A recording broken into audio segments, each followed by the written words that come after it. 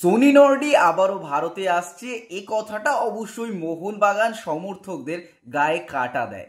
অবশ্যই মোহনবাগানে Sony নর্ডির কন্ট্রিবিউশনই Sony নর্ডিকে legend করে তুলেছে। আবারও একটা আশা তৈরি হয়েছে, সনি নর্ডি হয়তো ভারতে ফিরতে পারেন।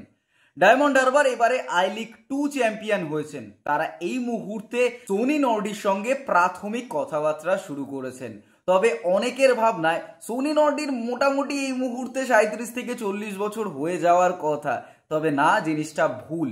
সনি নর্ডি এখনো ইন্দোনেশিয়ার ফার্স্ট ইয়ার লিগে ফুটবল খেলছে এবং লাস্ট যদি আমরা তার স্ট্যাটস দেখি তাহলে সেখানে দেখব মালুত ইউনাইটেড লিগা 1 ইন্দোনেশিয়ার ফার্স্ট ইয়ার ক্লাব, যেখানে তিনি 14টা অ্যাপিয়ারেন্সে 2টো অ্যাসিস্ট করে ফেলেছেন। এবং এই অ্যাটাকিং মিডফিল্ডার কাম লেফট উইঙ্গার সনি নর্ডির কিন্তু এই মুহূর্তে মার্কেট ভ্যালু 1 CR।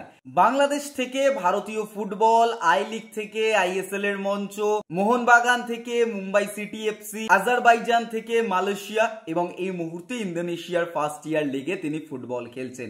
এখনো পর্যন্ত যে ডায়মন্ড হারবারের সঙ্গে কথাবার্তা পুরোটাই প্রাইমারি স্টেজে রয়েছে। দেখা যাক কোনো ডেভেলপ হয় কিনা।